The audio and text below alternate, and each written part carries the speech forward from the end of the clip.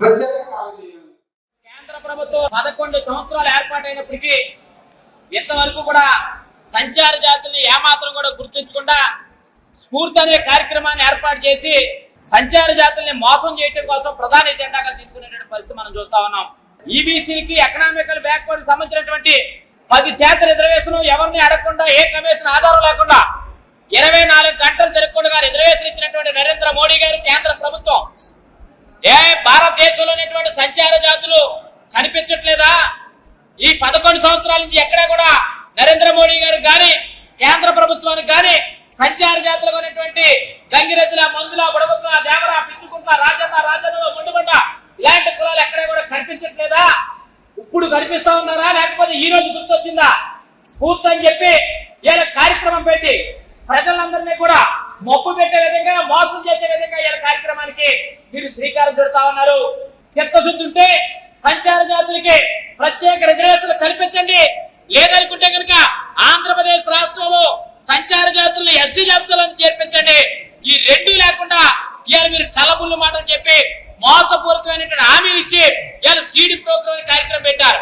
CD programme లో ఆంధ్రప్రదేశ్ లో లేనటువంటి కులాలను మీరు ఉన్నట్టుగా చూపించి, ఎస్టీలో ఉన్నటువంటి కులాలు కూడా మీరు లెక్క చూపించి ఇవాళ గంగిరెద్దులు కానీ, బుడబుక్కలు కానీ, మొండిబండ కానీ, లేకపోతే మగుడు కులస్తులు కానీ, దొమ్మర కులస్తులు కానీ, ఇలా అనేక కులాలు మీరు రిపోర్ట్లు ఎక్కడ కూడా మెన్షన్ చేయకుండా ఇచ్చినటువంటి పరిస్థితి మీరు మనం చూస్తా ఉన్నాం.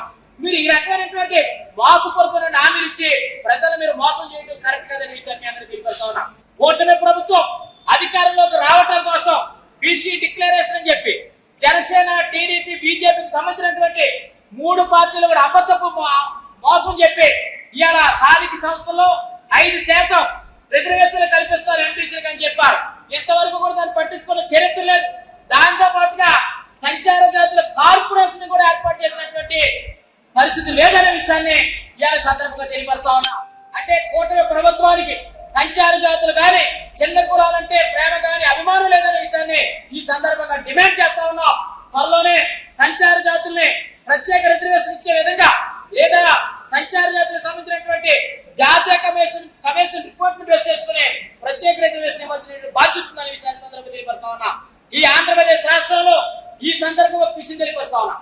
ఆంధ్రప్రదేశ్ రాష్ట్రంలో మొట్టమొదటిగా సంచార జాతులు గుర్తించినటువంటి పార్టీ వైఎస్ఆర్ కాంగ్రెస్ పార్టీ, జగన్మోహన్ రెడ్డి గారి నాయకత్వం అనే విషయాన్ని సందర్భంగా తెలియపరుస్తా ఉన్నాం. ఎందుకంటే సంచార జాతులు 32 కులాలు కార్పొరేషన్ ఇచ్చినప్పటికీ, అంతేకాకుండా జగన్ కులస్తుల కార్పొరేషన్ ఇచ్చాం, ముస్లిం సంచార జాతుల కార్పొరేషన్ ఇచ్చాం, అనేక కులాలను గుర్తించి కార్పొరేషన్ ఇచ్చినటువంటి పార్టీ వైఎస్ఆర్ కాంగ్రెస్ పార్టీ అనే విషయాన్ని తెలియపరుస్తా ఉన్నాం.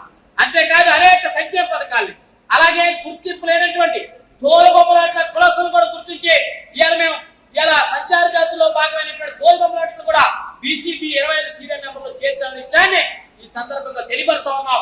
రానున్న కాలంలో కూటమి ప్రభుత్వం, బీజేపీ ప్రభుత్వం, ఇలా టీడీపీ, జనసేన పార్టీలు సంచార జాతులకు మీరు ఏం చేయగలుగుతున్నారో, ఏం చేస్తున్నారో మీడియా ముఖంగా తెలియపరచాలని విషయాన్ని